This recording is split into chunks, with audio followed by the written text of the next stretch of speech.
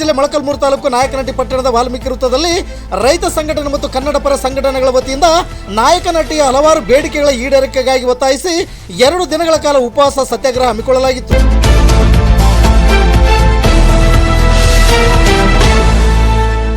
ಈ ಸಂದರ್ಭದಲ್ಲಿ ಪ್ರತಿಭಟನಾಕಾರರು ಮಾತನಾಡಿ ನಾಯಕನಹಟ್ಟಿಯ ಮೂಲ ಸೌಲಭ್ಯಗಳ ಈಡೇರಿಕೆಗಾಗಿ ಈಗಾಗಲೇ ಹಲವಾರು ಬಾರಿ ಸ್ಥಳೀಯ ಶಾಸಕರಿಗೆ, ಸಂಸದರಿಗೆ ಮತ್ತು ಸಂಬಂಧಪಟ್ಟ ಇಲಾಖೆಗಳ ಅಧಿಕಾರಿಗಳಿಗೆ ಮನವಿ ಮಾಡಿದರೂ ಯಾವುದೇ ಪ್ರಯೋಜನವಾಗಿಲ್ಲವೆಂದು ಆಕ್ರೋಶ ವ್ಯಕ್ತಪಡಿಸಿದರು.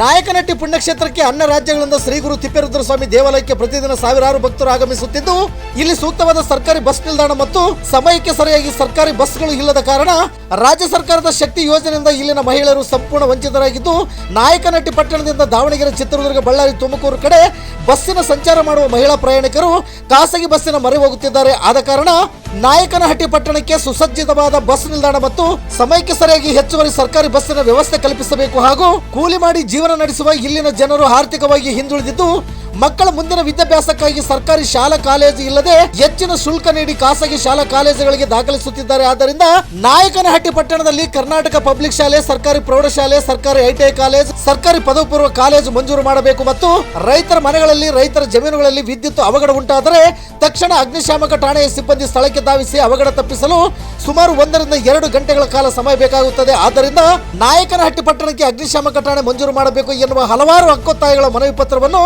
ಕರ್ನಾಟಕ ರಾಜ್ಯ ರೈತ ಸಂಘ, ಹಸಿರು ಸೇನೆ ಮತ್ತು ಕರ್ನಾಟಕ ರಕ್ಷಣಾ ವೇದಿಕೆ ಕನ್ನಡ ಸೇನೆ ವತಿಯಿಂದ ಪಟ್ಟಣ ಪಂಚಾಯಿತಿ ಮುಖ್ಯಾಧಿಕಾರಿಗಳ ಮುಖಾಂತರ ತಾಲೂಕು ದಂಡಾಧಿಕಾರಿಗಳಿಗೆ ಮನವಿ ಸಲ್ಲಿಸಿದರು.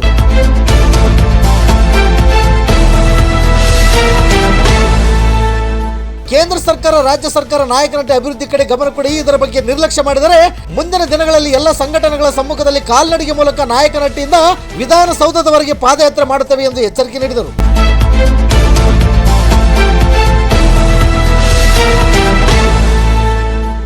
ಈ ಸಂದರ್ಭದಲ್ಲಿ ರಾಜ್ಯ ರೈತ ಸಂಘದ ಹೋಬಳಿ ಅಧ್ಯಕ್ಷ ಡಾಕ್ಟರ್ ನಾಗರಾಜ್ ಮೀಸೆ, ಕರವೇ ಕನ್ನಡ ಸೇನೆ ತಾಲೂಕು ಅಧ್ಯಕ್ಷರಾದ ಜಾಗನೂರಹಟ್ಟಿ ಮುತ್ತಯ್ಯ, ಹೋಬಳಿ ಅಧ್ಯಕ್ಷರಾದ ಮಂಜಣ್ಣ, ಶಿವಕುಮಾರ್, ತಿಪ್ಪೇಸ್ವಾಮಿ, ಅನುಶ್ರೀಯಮ್ಮ, ತಿಪ್ಪಮ್ಮ, ನಾಗರಾಜ್, ಅರುಣ್, ಪುನೀತ್, ಪ್ರಸನ್ನ ಸೇರಿದಂತೆ ರೈತ ಪರ ಸಂಘಟನೆಗಳ ಮತ್ತು ಕನ್ನಡ ಪರ ಸಂಘಟನೆಗಳ ಪದಾಧಿಕಾರಿಗಳು ಹಾಗೂ ನೂರಾರು ರೈತರು ಉಪಸ್ಥಿತರಿದ್ದರು.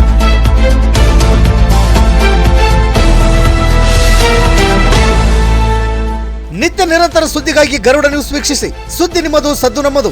ನಾಯಕನಹಟ್ಟಿ ಡಿವಿಷನ್ ವರದಿಗಾರರು ಶಿವಮೂರ್ತಿ ಬಿ. ಇದು ಗರುಡ ನ್ಯೂಸ್. ನಾನು ಮಲ್ಲೇಶ್ ಕಮತೂರು.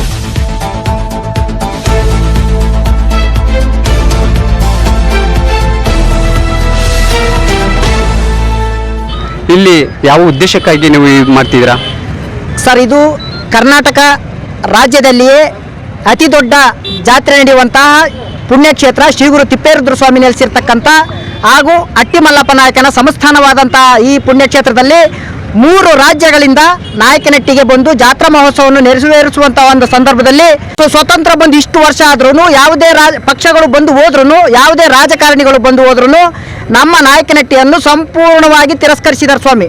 ಯಾಕಂದರೆ ನಮ್ಮ ಜನ ಪಾಪ ಜನ, ದಯಮಾಡಿ ನೀವು ನಮ್ಮ ಸಹನೆಯನ್ನು, ತಾಳ್ಮೆಯನ್ನು ಪರೀಕ್ಷೆ ಮಾಡಬಾರ್ದು ಸ್ವಾಮಿ. ದಯಮಾಡಿ ಈ ಒಂದು ಸಂದರ್ಭದಲ್ಲಿ ಹೇಳ್ತಾ ಇದ್ವಿ, ನಿಮ್ಮನ್ನ ಅಷ್ಟು ಸುಲಭವಾಗಿ ಬಿಡುವಂಥ ಮಾತೇ ಇಲ್ಲ. ಯಾಕೆಂದರೆ ನಾವೇನು ನಮ್ಮ ಹೋಬಳಿಯ ಜನ ಏನು ಪಾಪ ಮಾಡಿದ್ದಾರೆ ಸ್ವಾಮಿ? ನಮ್ಮ ಮಕ್ಕಳು ವಿದ್ಯಾಭ್ಯಾಸ ಮಾಡಬಾರ್ದ? ನಮ್ಮ ಮಕ್ಕಳು ವಿದ್ಯಾವಂತರಾಗಿ ಯಾವುದಾದ್ರೂ ಒಂದು ಉನ್ನತವಾದ ವಿದ್ಯೆಯನ್ನು ಸ್ವೀಕರಿಸಬಾರ್ದ? ದಯಮಾಡಿ ನಿಮಗೆ ಕೈ ಮುಗಿದು ಕೇಳ್ಕೊಳ್ತಾ ಇದ್ವಿ, ನಾವು ನಿಮಗೆ ಓಟ್ ಹಾಕಿ ತಪ್ಪು ಮಾಡಿದ್ದೇವೆ. ದಯಮಾಡಿ ಸ್ವಾಮಿಗಳೇ, ನಮಗೆ ನಮ್ಮ ಬೇಡಿಕೆಗಳಾದಂತಹ ಸರ್ಕಾರಿ ಬಸ್ ನಿಲ್ದಾಣ ಇದೇ ಜಾಗದಲ್ಲಿಯೇ ಆಗಬೇಕು. ಖಾಸಗಿ ಬಸ್ ನಿಲ್ದಾಣವನ್ನು ಅಲ್ಲಿ ಏನು ಚಿಕ್ಕಕೆರೆಯ ಕೋಡಿ ಹತ್ರ ಇದ್ದ ಒಂದು ಖಾಸಗಿ ಬಸ್ ಸ್ಟ್ಯಾಂಡ್ ಇತ್ತು, ಅದನ್ನು ಯಾಕೆ ಹೊಡೆದ್ರೋ ಏನೋ ಗೊತ್ತಿಲ್ಲ, ಉದ್ದೇಶಪೂರ್ವಕವಾಗಿ ಅಲ್ಲಿ ಹೊಡೆದು ಇಲ್ಲಿ ಪ್ಲಾನಿಂಗ್ ಮಾಡಿ ಇಲ್ಲಿ ಸರ್ಕಾರಿ ಬಸ್ ನಿಲ್ದಾಣ ಆಗುತ್ತಂತ ಇಡೀ ನಮ್ಮ ನಾಯಕನಹಟ್ಟಿ ಹೋಬಳಿ ಜನ ಹೆಮ್ಮೆ ಪಟ್ಕೊಂಡು ಸಂತೋಷವಾಗಿದ್ದರು.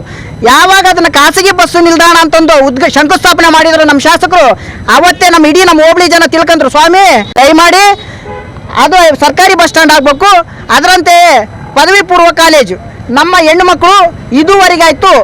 ನಾವು ಇಡೀ ನಮ್ಮ ನಾಯಕನಹಟ್ಟಿ ಹೋಬಳಿಯಲ್ಲಿ ಸಮೀಕ್ಷೆ ಮಾಡಿಸ್ರಿ. PUC ಆದ ಒಬ್ಬ ಹೆಣ್ಣು ಮಗಳು BA ಇಂದ ಮೇಲ್ಪಟ್ಟು ಎಷ್ಟು ಜನ ಓದಿದಾರೆ ಅಂತಂದು ಒಂದು ಸಮೀಕ್ಷೆ ಮಾಡಿರಿ. ನಿಮ್ಮ ಕೈ ಮುಗಿದು ಕೇಳ್ಕೊಳ್ತಾ ಇದ್ವಿ, ಸಮೀಕ್ಷೆ ಮಾಡಿದ್ರೆ ಕೇವಲ 5% ವಿದ್ಯಾರ್ಥಿಗಳು ಮಹಿಳೆಯರು ಓದುತ್ತಾ ಇಲ್ಲ. ಯಾಕಂತಂದರೆ ಚಳ್ಳಕೆರೆ 20 ಕಿಲೋಮೀಟ್ರು, ದುರ್ಗ 36 ಕಿಲೋಮೀಟ್ರು, ದಾವಣಗೆರೆ 90 ಕಿಲೋಮೀಟ್ರ್ ಇರೋದ್ರಿಂದ ದೂರ ಊರುಗಳಿಗೆ ಹೆಣ್ಣುಮಕ್ಕಳು ಕಳಿಸಲಾಗಿದೆ. ಚಿಕ್ಕ ವಯಸ್ಸಿಗೆ PUC ಆಗ್ತಿದ್ದಂಗೆ ಮದುವೆ ಮಾಡಿ ಕಳಿಸ್ತಾ ಇದ್ದಾರೆ. ಹಂಗಾಗಿ ಶಿಕ್ಷಣ ತುಂಬಾ ಕುಂಠಿತವಾಗಿದೆ. ದಯಮಾಡಿ ನಿಮಗೆ ಕೈ ಮುಗಿದು ಕೇಳ್ಕೊಳ್ತಾ ಇದೀವಿ, ಪದೇ ಪದೇ ಹೇಳ್ತಾ ಇದೀವಿ. ಯಾಕೆ ಕೈ ಮುಗಿತು ಅಂತ ನಿಮಗೆ ಕೇಳಬೇಕಾಗುತ್ತೆ. ಯಾಕಂದ್ರೆ ನಾವು ನಿಮ್ಗೆ ಓಟ್ ಹಾಕಿ ತಪ್ಪು ಮಾಡಿದ್ದೇವೆ ಸ್ವಾಮಿ. ದಯಮಾಡಿ ನಮ್ಮ ಸಹನೆಯನ್ನ, ಪರೀಕ್ಷೆಯನ್ನ ನಮ್ಮ ಹೋಬಳಿ ಜನರು ಮುಗ್ಧರು, ನಮ್ಮ ಹೋಬಳಿಯ ಜನರು ಸೌಜನ್ಯ ಇರುವಂಥ ಮುಗ್ಧ ಮನಸ್ಸಿನವರು, ಅವ್ರನ್ನ ಸಹನೆಯನ್ನ ಕೆಣಕ್ಬೇಡ್ರಿ ಸ್ವಾಮಿ. ಇವತ್ತಿನ ದಿನ ನಮ್ಮ ಒಂದು ಸರ್ಕಾರಿ ಐ ಟಿ ಐ ಕಾಲೇಜು ಒಂದು I T I college seat ತಗೋಬೇಕಂತಂದ್ರೆ ಪ್ರೈವೇಟ್ಗಳಲ್ಲಿ 40, 50, 60, 70 ಸಾವಿರದವರೆಗೂ ತಗೊಂತಾರೆ. ಅದು ನಮ್ಮ ಐ ಟಿ ಐ ಕಾಲೇಜ್ ಮಾಡ್ರಿ ಸ್ವಾಮಿ. ಏನು ಗಂಟೆ ಹೋಗುತ್ತೆ ನಿಮ್ಮದು? ಆ ರೋಡು ಈ ರೋಡು, ಆ ಶಂಕುಸ್ಥಾಪನೆ ಈ ಶಂಕುಸ್ಥಾಪನೆ, ಅದು ಉದ್ಘಾಟನೆ ಮಾಡಿದೆ ಇದು ಉದ್ಘಾಟನೆ. ನಮಗೆ ಬೇಡ ಸ್ವಾಮಿ. ಮೂಲಭೂತವಾದಂಥ ಸೌಕರ್ಯಗಳು ಜನಗಳಿಗೆ ಏನು ಪಟ್ಟಮಂತ ಸಿಗಬೇಕಂತ ಅವು ಸಿಗುತ್ತಾ ಅಂತ ಮಾಡ್ರಿ ಸ್ವಾಮಿ. ಇದುವರೆಗಾಯ್ತು ಜನಪ್ರತಿನಿಧಿಗಳು, ಅಧಿಕಾರಿಗಳು ನಮ್ಮ ನಾಯಕನಹಟ್ಟಿ ಹೋಬಳಿಯನ್ನ ಸಂಪೂರ್ಣವಾಗಿ ತಿರಸ್ಕರಿಸಿದರೆ.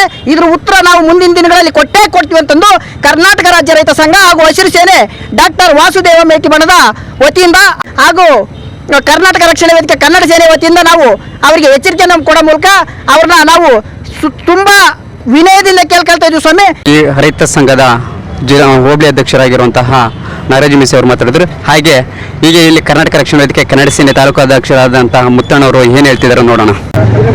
ಕರ್ನಾಟಕ ರಾಜ್ಯ ರೈತ ಸಂಘ ಒಕ್ಕೂಟ ಮತ್ತು ಕರ್ನಾಟಕ ಕನ್ನಡ ಸೇನೆ ವತಿಯಿಂದ ಇವತ್ತು ಏನು ಸ್ಟ್ರೈಕ್ ಹಮ್ಮಿಕೊಂಡಿದ್ದೀವೋ ಆ ಉದ್ದೇಶಗಳೇನಪ್ಪ ಅಂದರೆ, ಕೆಲವು ನಮ್ಮ ನಾಯಕನಹಟ್ಟಿ ಭಾಗದಲ್ಲಿ ಮೊನ್ನೆ ಗೌರ್ಮೆಂಟ್ ಬಸ್ ಸ್ಟ್ಯಾಂಡ್ ಏನಿದೆಯೋ ಆ ಗೌರ್ಮೆಂಟ್ ಬಸ್ ಸ್ಟ್ಯಾಂಡು ಅಂತ ಹಿಂದ್ಗಡೆ ರಾಮುಲವರು ಒಂದು ಇದು ನಮಗೆ ರೆಜುಲೇಷನ್ ಮಾಡಿದ್ದಾರೆ ಪಟ್ಟಣ ಪಂಚಾಯತಿ ಒಳಗಡೆ. ಮೊನ್ನೆ ಬಂದುಬಿಟ್ಟು ಪ್ರೈವೇಟ್ ಬಸ್ ಸ್ಟ್ಯಾಂಡ್ ಅಂತ ಉದ್ಘಾಟನೆ ಮಾಡಿರೋದ್ರಿಂದ ನಾವು ಶಾಸಕರ ಹತ್ರನೇ ನಾವು ಇದ್ರ ಬಗ್ಗೆ ಚರ್ಚೆನೂ ಮಾಡಿದ್ದೀವಿ. ಚರ್ಚೆ ಮಾಡಿದಾಗ ಶಾಸಕರು ಏನಂತ ಹೇಳಿದ್ರು?